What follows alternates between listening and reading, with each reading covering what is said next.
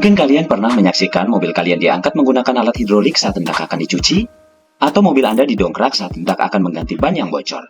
Tahu tidak, alat yang digunakan itu merupakan alat hidrolik yang memiliki konsep sains loh. Konsep sains yang diterapkan adalah hukum Pascal. Hukum Pascal menyatakan bahwa tekanan yang diberikan pada zat cair dalam ruang tertutup akan diteruskan ke segala arah dengan sama besar. Alat atau dongkrak hidrolik ini digunakan untuk mengangkat beban berat dengan gaya yang kecil. Pada dongkrak hidrolik terdapat dua tabung yang berukuran berbeda. Satu berdiameter besar dan yang satunya lagi berdiameter kecil. Kemudian kedua tabung itu diisi dengan zat cair. Lalu masing-masing juga dilengkapi pula dengan penghisap.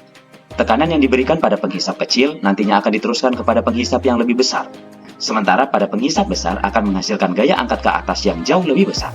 Itulah sebabnya keberadaan dongkrak hidrolik ini dapat digunakan untuk mengangkat beban yang berat, terutama untuk mengangkat mobil ketika hendak diganti ban atau dicuci. Semoga bermanfaat. Terima kasih.